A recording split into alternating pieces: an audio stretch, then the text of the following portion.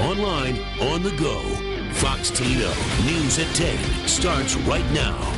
Good evening, I'm Laura Emerson. You know by now that it is pothole season. Drivers want them filled, but in cities like Toledo, money is tight. So where does street and road repair fit into the budget?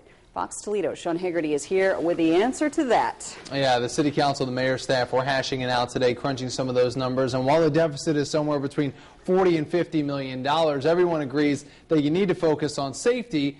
But the other side is that roads are just as important, and that's where you have the tough decisions for the city higher-ups.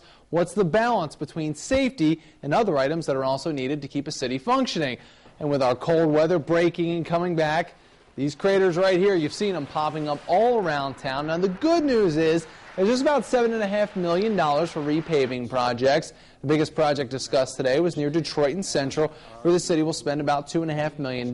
But we'll also get $1 million match from the state. So the idea is to maximize things like stimulus money, which basically means spending some to get some.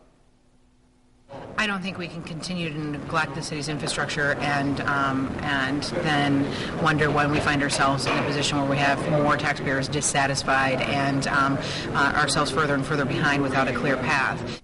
Now remember, there's a plan on the May ballot that will take money from things like streets, money that has not been set aside yet, to pay for things like police and fire. But the Bell administration still wants to use some of the money to take advantage of the state and federal money.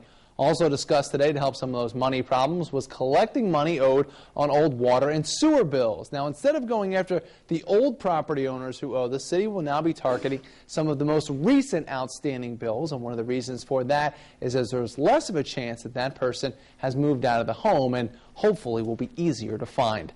Reporting live, Sean Haggerty, Fox Toledo News.